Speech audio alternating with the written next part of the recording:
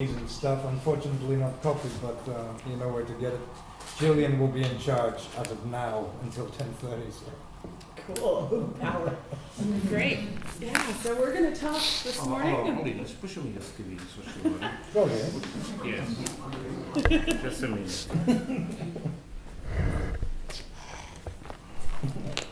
Good. Cool. So we're talking this morning about different freedoms, different threats, different opportunities. We've got a bunch of different threads that connect our different ideas and things that we're working on.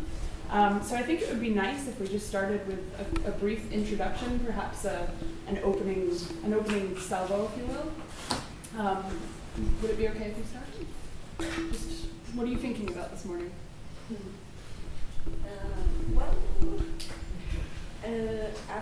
After your presentation yesterday on surveillance and on the way our freedoms are many times being cut out, even if not in a direct way, but because of the way our privacy is being invaded and our information is being used to feed the governments and the companies that take our data to how to say to manipulate a bit the kind of information that we also receive. I think it's something that happens invisibly, something that we are not aware of. It made me think about as I told you yesterday, that even in Portugal, that we don't see it as a real threat, but I was very impressed to see that how the Portuguese government is one of the governments that asks for more information about the citizens to Google. It was in a report by EFF, Portugal in the second place worldwide of user requests by the government requests about user information on Google.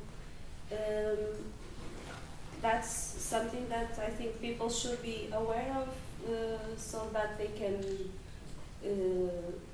be a bit more critical about the services they use, the technologies they are using, and perhaps being more active in creating other tools or using alternatives to that.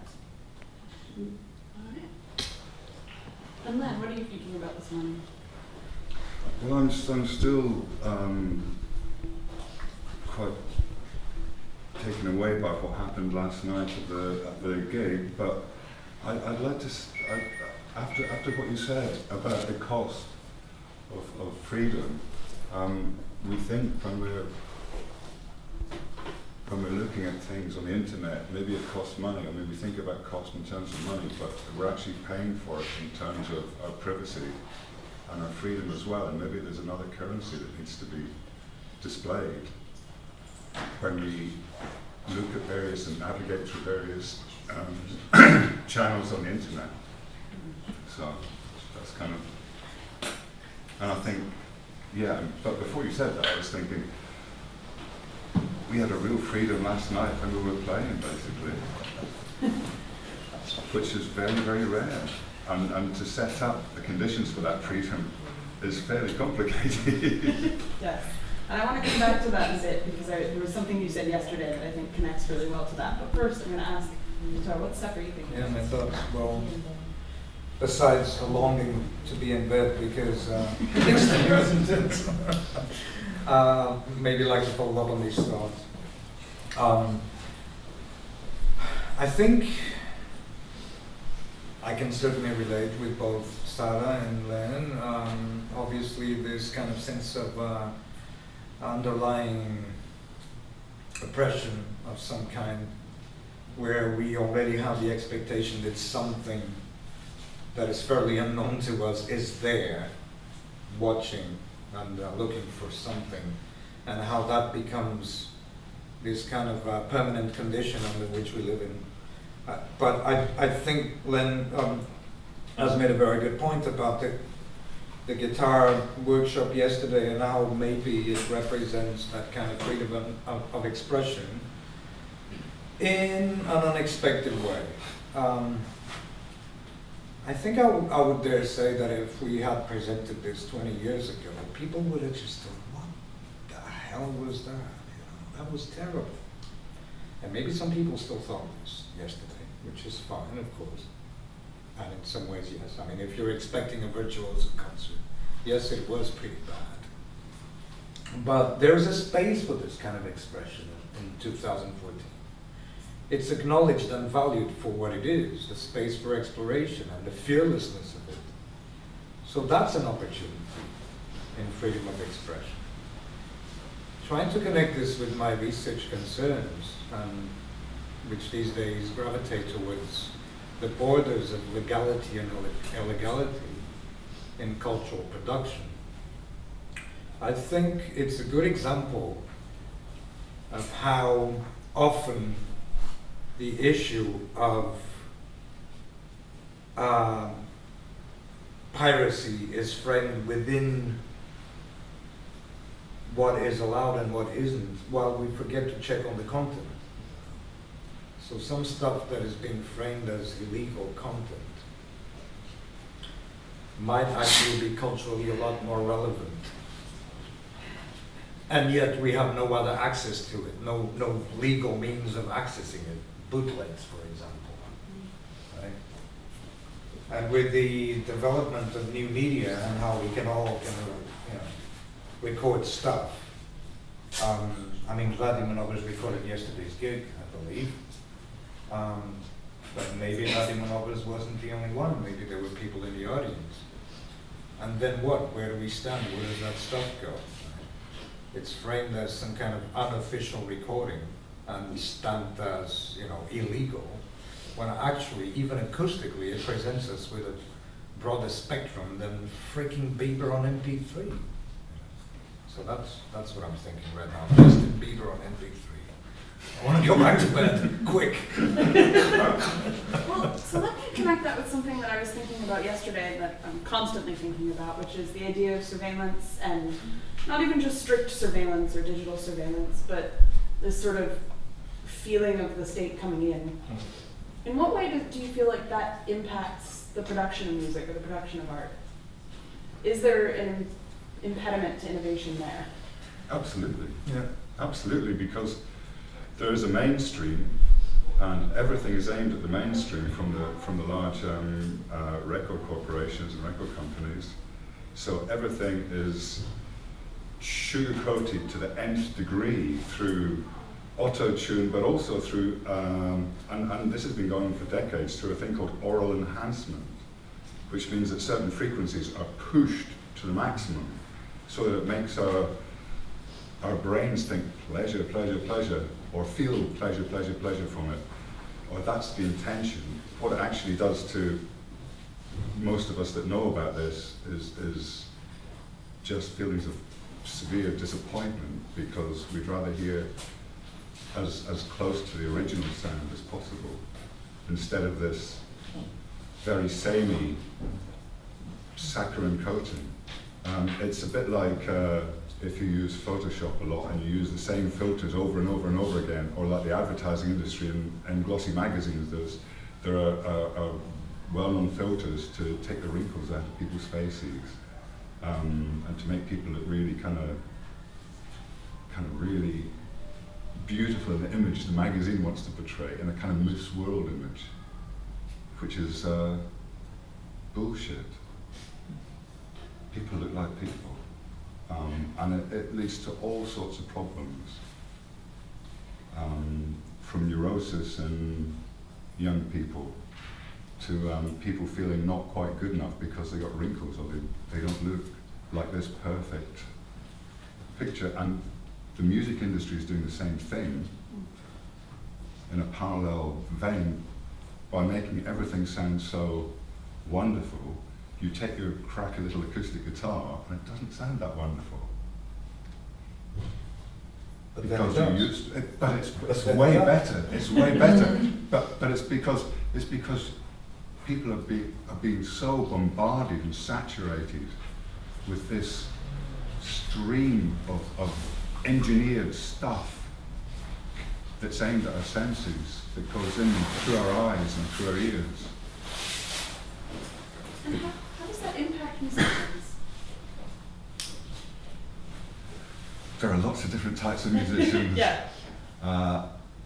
Lots of musicians would just like to be rock stars or pop stars, so it doesn't affect them in any way,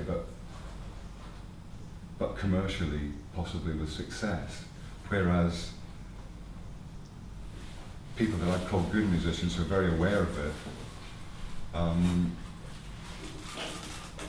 they just want to get as far away from that type of production as possible, and that's where bootleg recordings come into the scene, because bootleg recordings don't have the company's stamp on it. They don't have that commercial production.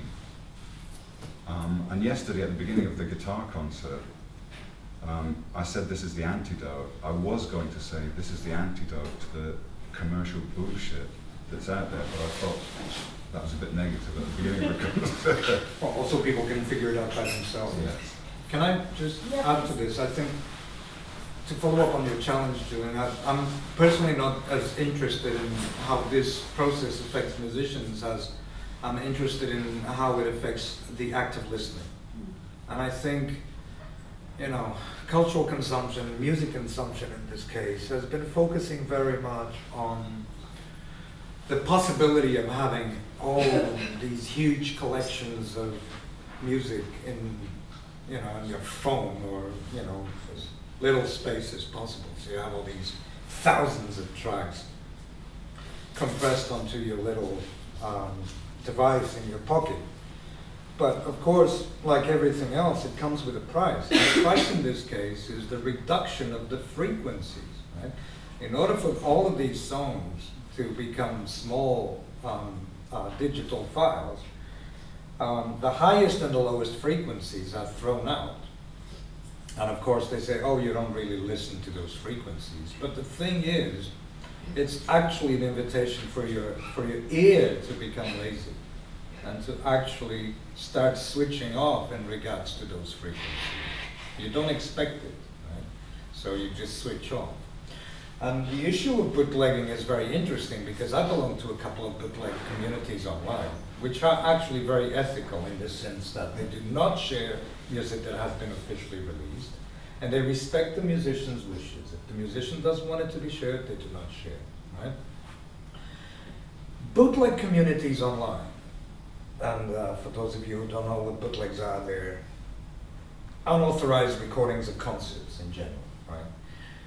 Bootleg communities online, they tend to be very neurotic about keeping the sound files as rich acoustically as possible. So you get the whole spectrum. Bootleg communities tend to hate MP3. And that's, I believe, one of the reasons, because bootlegs are often an invitation to broaden the act of listening. Sometimes the recording is actually quite terrible, but that in itself is an invitation to be proactive, to go through the noise in order to get to that particular set of frequencies that is playing out there in the middle of all. Right? So I think the act of listening is actually maybe the center point of the issue. Well, I'm thinking about not particularly on music, but I think the problem can be applied in many different contexts. And this summer I spent a couple of days in Catalonia, getting to know a group of activists there from a cooperative that already has 2,000 people, creating alternative economies, alternative culture, and well, they have left the position of passive consumers of whatever you get from Facebook or Life or the state or whatever, to create themselves the structures that allow them to be freer. Like they want to be autonomous from the state and from the banks, so they create their own currencies, they create their own platforms for sharing, for collaborating, for working. And well, it needs a lot of effort because it's so much easier to listen only to those frequencies and to use only the tools that are given to you and that you have easy access. But once you take the tools with your own hands and build on it and create the resources that you need to feel freer and to share your message the way you want, it's really beautiful to see how it includes a very broad type of people, from the professors to the agriculture, and everyone working with a common sense of being more autonomous and being more active on the things that I consume and I produce for my society, my community. Yeah, and I think the music, what you were talking about, it's another example of, okay, it's so much easier to turn on the radio and to consume the kind of music that everyone hears, the mainstream, but then, no, I want to make my own music. I need some investment to buy my instruments, my tools to build it, and they are creating a whole structure that includes also the own structure of the internet, creating their own internet, creating their own Facebooks or so, and there is a lack of that kind of activities, I feel, but that's the biggest opportunity for the freedoms that we are trying to foster, like getting together with other people and building it by ourselves, not expecting the mainstream to give it to us and to so that things keep as they are now. So what I'm hearing here is sort of a, I don't want to say culture war, but culture war, culture battle. But I mean, you know, in some ways, I don't want to say it's always been this way, but this is not a new thing. Maybe it's getting worse. We've got, you know, Justin Bieber might be peak horrible. So might be some of the journalism happening right now, some of the Facebook might be peak horrible. But where do you feel like we are in the process of pushing back? Is 2014 a special time? Is this, you know, have we reached some sort of peak capacity for this crap that we're gonna now really try to work around it, try to circumvent it? I'd like to think so, but I don't think so. I think we had a discussion when we arrived at the building about devolution in Scotland recently. I am Scottish and I'm very British as well, because I live in Wales, work in London, I've lived all over Britain, all over UK. And I think nationalism carries severe problems as well. But a couple of days before the referendum, I felt so angry at the lies upon lies upon lies and sneaky strategies that came from our government. I hope they vote for independence. And I feel almost ashamed to say that, but I really did, because I just thought, people got to be able to see through this, but they didn't. They were offered bribes. They were offered financial bribes. It would have turned things upside down, because there would be a nuclear submarine base and a nuclear arms dump to relocate somewhere in England or Wales. That would have caused shockwaves.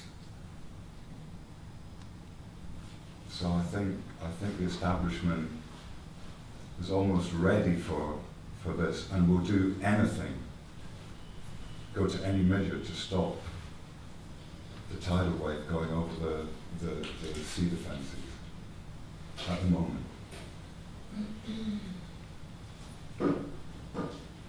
Thoughts? You can ask another question. I agree there's something special about 2014, but I actually also believe that the main challenge resides within the individual. I don't think the grand narratives of great revolutions is a possibility right now. And I think a part of that impossibility connects with the first conversation we had at dinner when you arrived, when we were discussing the figure of evil. So what is evil in 2014 and who's behind all this, right? And my belief is that there's no one behind this. On a grand perspective, of course there's evildoers in specific contexts, people making bad decisions, people exploiting us in this context and that, and taking our money and all that. But as far as a grand scheme of things goes, as this kind of civilizational shift, I actually believe that we reached a point in which algorithmic efficiency and a certain kind of late capitalist utopia has taken a life of its own. And it's just feeding itself. There isn't much we can do about it. Len says that I'm optimistic.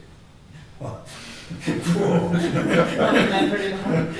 fear to imagine if this is optimism. But I honestly think that it's taken a life of its own. And the best way to perform a revolution is to actually take care of yourself and make sure that you stay conscious and aware and benevolent, to use a word that we used yesterday quite often, both to yourself and to others. There is a need in 2014 for each one of us to capacitate themselves intellectually, scientifically, creatively, aesthetically, because it's going to get worse, I think. But it's also going to get better because, yes, people are getting tired of this. My concern is that rather than focusing on themselves and what they can actually provide others, they start dreaming about grand revolutions, which are just not going to happen. I think it's also important to look back at history and understand that some of the references to counterculture in the past, they're, to a certain extent, idealizations of what actually happened. I think the best example of that is hippie culture and how it kind of built itself this idea that it was all about a generation that was rejecting material values and engaging in this beautiful dream of sharing everything. Interesting how the word sharing has changed. Now it's a click on Facebook. Back then it was about orgies. Actually, the hippie generation was it was a product of consumer culture. It was the first time that youth could actually engage in an extended period of enjoyment of life without any tangible duties to provide for the family and the world. And this, of course, coinciding with the post-war boom, meant that you had a generation that was actually very consumer-driven, and yet saying that they were all about rejecting materialism. So there's a contradiction right there. Right? It's not that easy. It's never been that linear. On the other hand, would you say that that particular movement in time was more community-oriented than what we're seeing now in terms of pushback against mainstream culture? I wasn't there. No, I'm not suggesting you were. I'm not suggesting you were. But I mean, I guess it strikes me that one of the, and I agree with you, I don't believe that there is some grand puppet master behind all of this, but it does seem like the culture of individualism has been pushed so far that I do agree that it's important for individuals to take responsibility on these things, but at the same time, it feels like we're being more and more divided and thus weakened. And so I'm sort of interested in particularly what you were saying actually about in Catalonia, encountering community, encountering alternative communities as opposed to individuals looking toward alternative solutions. And so I'm curious is community part of the answer to this?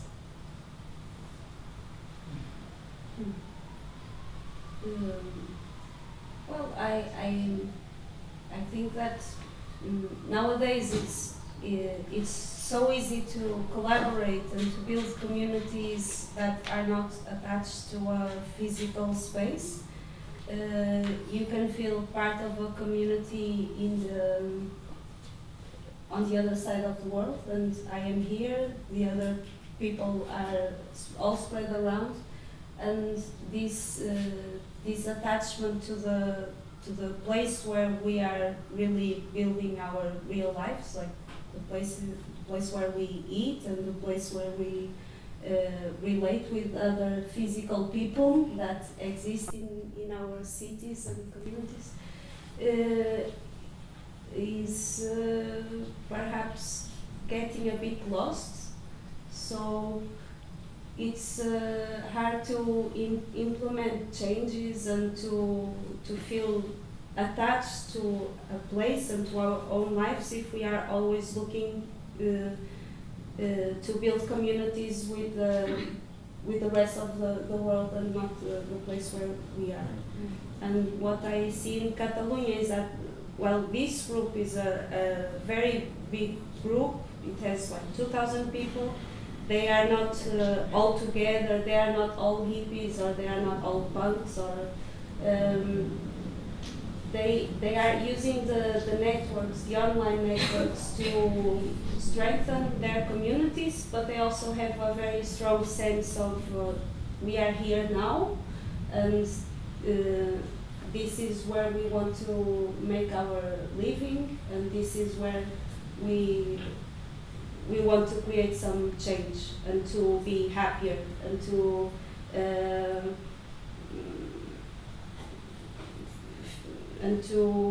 well, have this feeling that our lives are not being lived by the others. We make our own lives, we make our own communities.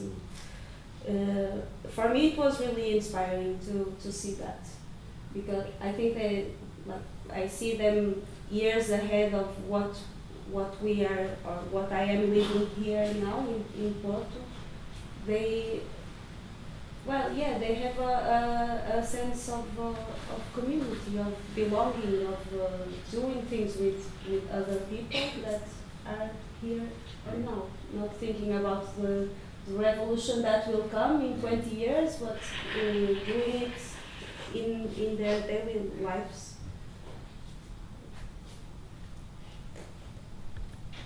Again, I think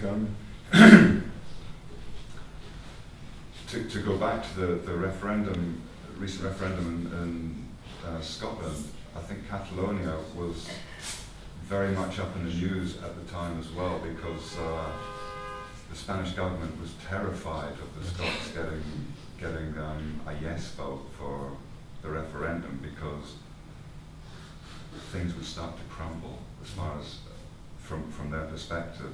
And there was an article I read recently by some chaos theorists that were talking about the way that civilizations have a slow rise to complexity and size, and they have a peak point and then they fragment. And they were suggesting the rise of the nation state is maybe at that precipice.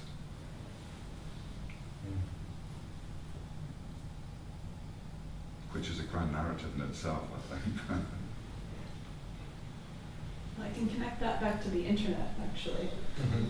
Because I think that one of the things that fascinates me, and people have talked about this for probably 10 years, the idea of the balkanization of the internet, which I don't like the term, but fragmentation, whatever. And on the one hand, so to use an example, I do a lot of work in and around Palestine. And that's an area in which the internet has allowed diasporic communities to come together in a way that they couldn't. They literally couldn't even make phone calls to each other sometimes in the past, because if you were a Palestinian in Lebanon trying to call your cousin in Israel, the phone lines were disconnected between those two countries.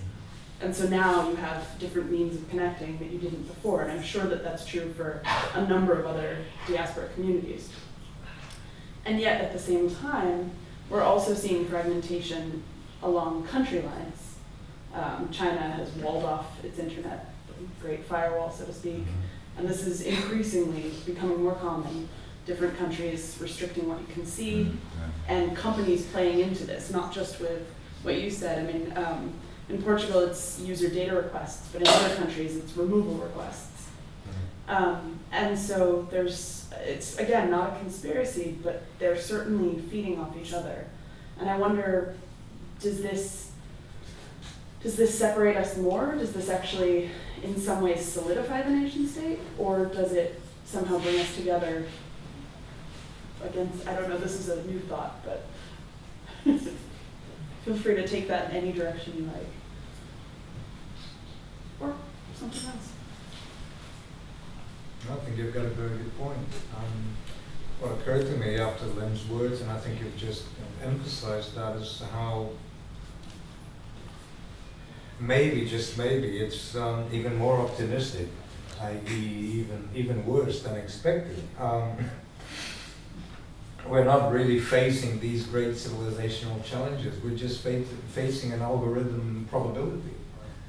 And that's really depressing, isn't it? That's quite reductive as well. Yeah. To reduce it to that, I mean, we're human beings, there's people, Yeah. wonderful people all over the world. It takes the humanity out of it and represents a series of equations, which is deeply troubling, I think.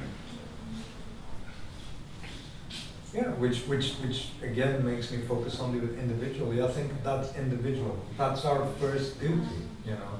I see a lot of people saying, oh, let's change the world, let's create communities, let's raise our voices, let's organize a demonstration. And then what happens? A Facebook event. Right?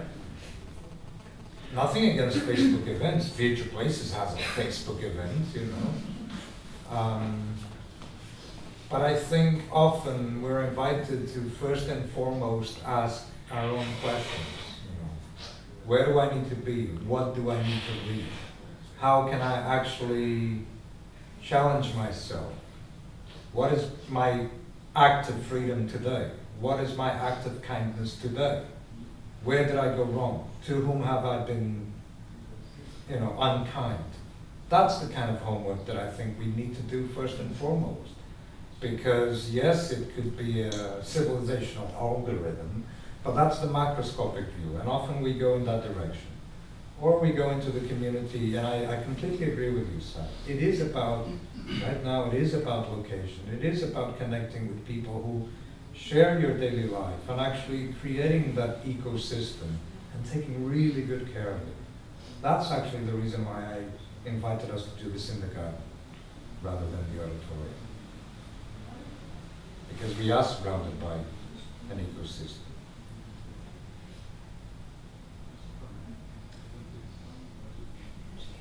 Yes.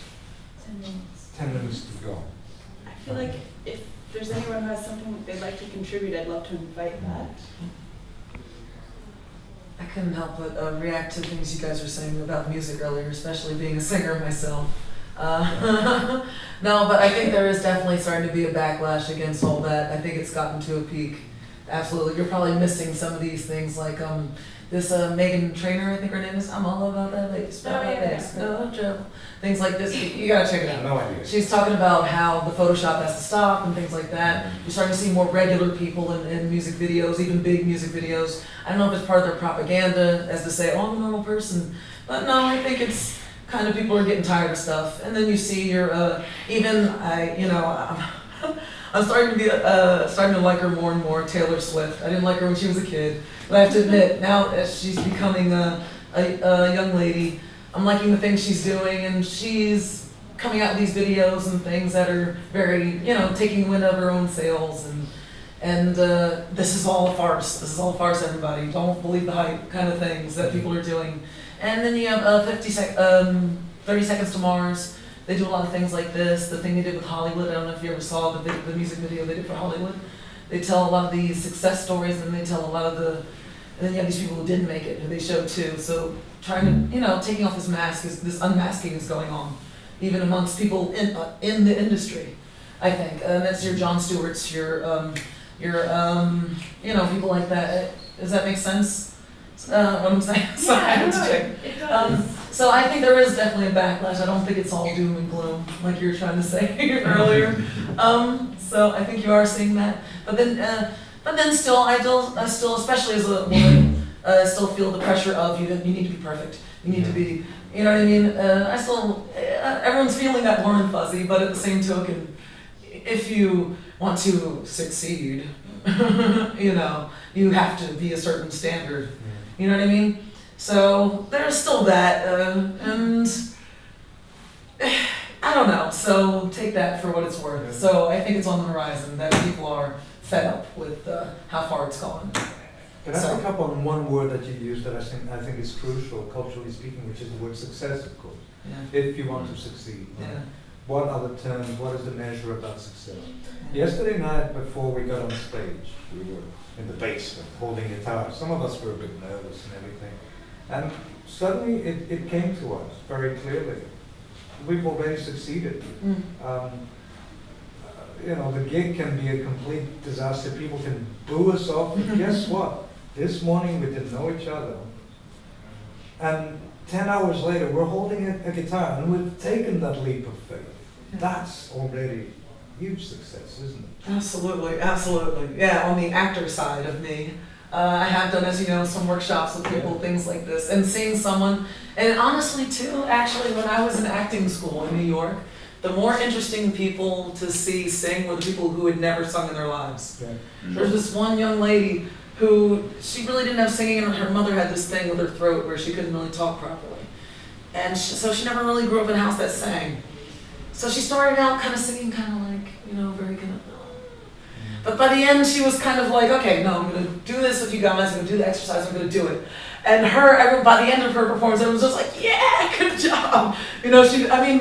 True, she wasn't, Whitney Houston, but she was so much better, and she took the leap of faith just to get up and do that in front of everyone. That's my point, coming back around to that. So there's always that moment, and I agree with you. Having said this, I think one of the dead ends of contemporary pop culture is precisely selling the idea that success is being Whitney Houston. Well, Yeah. God forbid, because she's gone. But call it someone else, and the effect is the same. The X Factor and all that kind of stuff. And just see young people with a whole freaking life ahead of them, and just desperately trying to emulate some silly puppet, and thinking that yes, this is what it's about. I have to confess something, I'm a little embarrassed. I've Uh-oh. auditioned, Now I'm embarrassed. I've auditioned for American Idol twice and X Factor twice. I got to a point where, again, the success thing was looming over my head.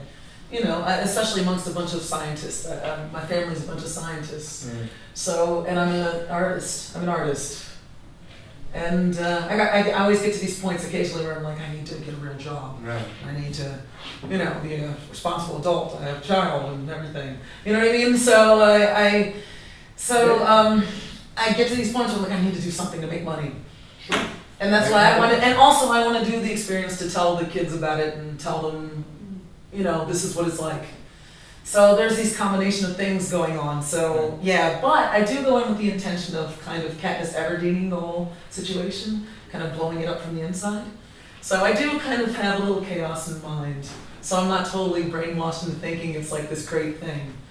So yeah, I don't. So I do agree on one side, this X Factor whitewashing everything and overproduction and things of that nature definitely have to. I want to respond to one thing you said too, just because it struck me as an interesting comparison. So Meghan Trainor, the artist that you mentioned, I'd heard the song and I was curious, so I looked it up. And the first thing that came up was an article criticizing her for so she's not a large woman, but she's singing about how she doesn't want to how it's not important to be skinny like the models and blah blah blah. Yeah. But she's actually, she's actually fairly slim herself. And the criticism was that she's pushing the boundary only so far.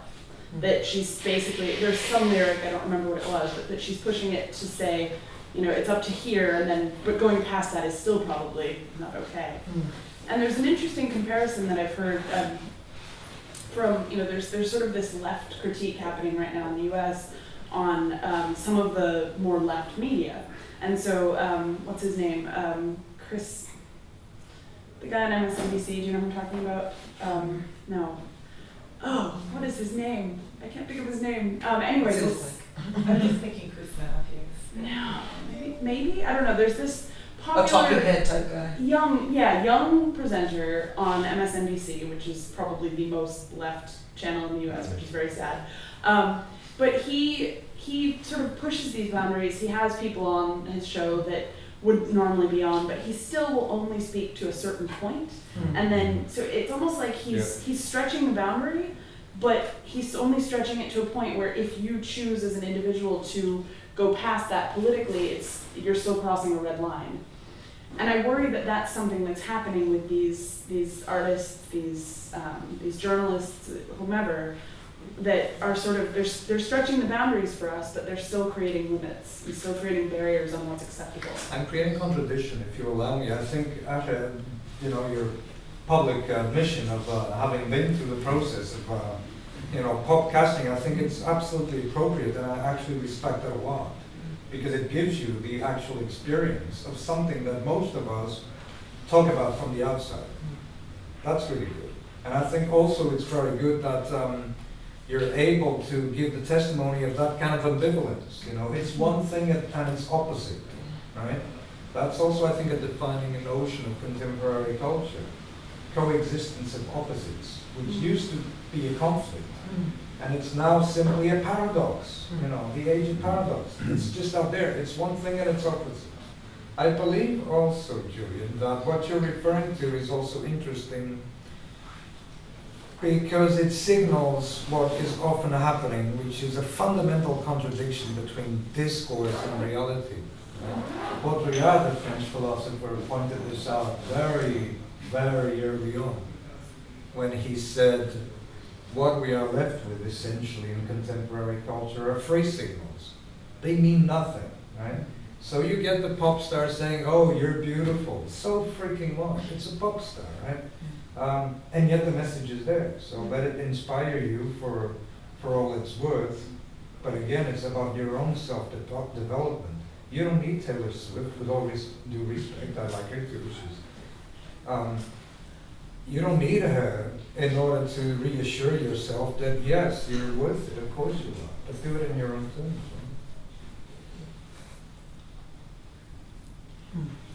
Let this not be the concluding words. No, Although we don't need to wrap it up. The end about Taylor Swift. No, just, do you have any pressing thoughts that you want to throw out into the world? How about you, Julian? You're leaving soon, right? I am. Come I'm on. moving from here. Give us your reading, if I may. My reading. I've been living in Berlin for about a month. And part of the reason that I moved, there are lots of reasons, not least of which I'm tired of spending my life on airplanes. That's not community, by the way, airplanes. But another reason was that in San Francisco, where I was living before, I felt completely bereft of community. I had my coworkers who are amazing people, but you can't spend your entire life with the people you work with or you'll drive yourself crazy. But outside of that, there are communities. But what I'm finding is that the tech companies that have slowly encroached on the city so most of these big tech companies, Facebook, Google, etc., they're about 40 minutes south of the city. But slowly but surely, all of the employees have been moving into the city, driving up rents, gentrifying the neighborhoods, and even the companies now are setting up offices there. And there's something really homogenous about that tech culture and the community. They talk a lot about community, but they're not really, what they're doing with it is just injecting money, it's all capital, it's not humanity. And so that's part of the reason why I moved. And I think that, you know, I've spent the past decade looking at the individual solutions, trying to seek things out for myself. But finally, you know, at 32 years old, I said, okay, enough. I need to find community. I need to find something local, and maybe it's not where I live. And so I think that that's sort of an interesting thing. You went to Catalonia and sought it out somewhere other than where you live to see what it looks like. I'm doing the same thing in Berlin, trying to find that community. And my community there is wonderful, even just within a short month, but they are from all over the world. They've all been seeking the same sort of thing. And so I think the local is important, and I think we're talking, you know, this is centered around the local, but sometimes local might not be where you're from. Sure. So I think that's the thought I want to throw out. Nomadism. Nomadism. Yeah. So why do you think that people are talking about community so in that way in US? What is the idea behind? It's its opposite, isn't it? Yeah. I mean, one of the concepts of Baudrillard, if you allow me to say this, is exactly that words start meaning their opposite. You start banging a word in order to persuade people that's what's happening. When actually the opposite is happening. Yeah, I think that's So the right. culture of the self, that's what's happening. Self-obsession, Photoshop. That's my reading. I think that's right, and I think that the more separated we become, the harder it becomes to find solutions to the big problems, the political problems. I mean, I agree. There's not going to be. We're not in a space right now for some great revolution, and that's fine. But the more we're divided, the less likely it is that we're ever going to be able to solve those big challenges. And I think that, you know, again, not believing in some grand conspiracy, but essentially I think that individualism is what power wants. Which is why it needs to be your starting point.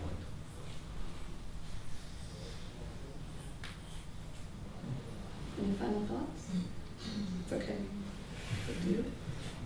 Any final thoughts? Sorry, one comment about communities that you're talking about, or you're coming to the end here, but I think it's something that we just have to realize that, especially being African American in particular, is something that's very important to us in changing things the way they were. And the color line, it's a new color line that's been drawn, and the color line is green. I mean, from America it's green, from other countries it's other colors. Yeah. But I mean, that's the new color line, that's what we gotta realize.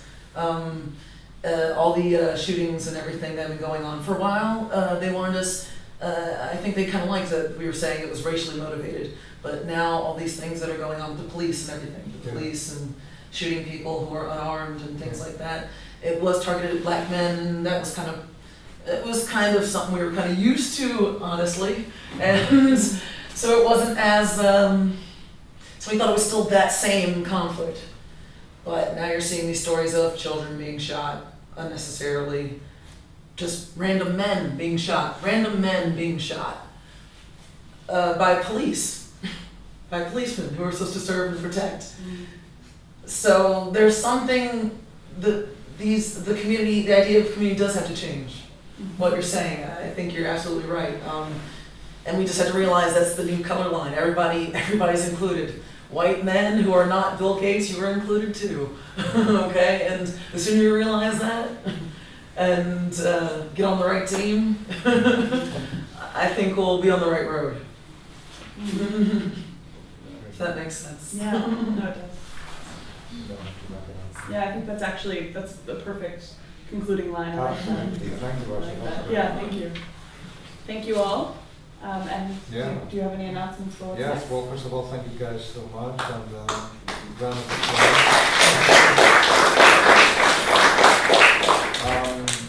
Second, I would like to thank Gillian for her short stay. I believe you're leaving shortly. Yes, unfortunately. This has been amazing. Wonderful opportunity to have you with us and be inspired and enlightened by your work. Please come back soon. Yeah, I'll have to. Sarah was talking and putting the focus on community. I may dare go a step further, which I have occasionally, and call it a family. You're now part of this family, so you're not going anywhere now. All right, good.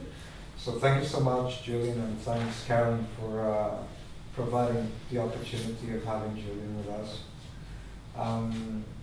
I would just like to invite everyone to join us on the Citizen Labs presentation session. We're running slightly late, so let's give it 5 minutes. I was almost thinking of having it here, but let's do it in the auditorium because there might be more people. I don't know. 7 Labs will be telling us what they want to do in the next couple of days. It's going to get intense. If you thought yesterday was intense, you've seen that. We could do it here and just send somebody to retreat. It might get full. I mean, I don't know. It's always a bit unpredictable. Last year was packed. So. Everyone looks so cozy. Yeah, I know. I'm hesitating too. I don't know. Give it 5 minutes and we'll make a decision, either here or in the auditorium. Right? Yeah, a sample of all the labs on offer. Great, thank you.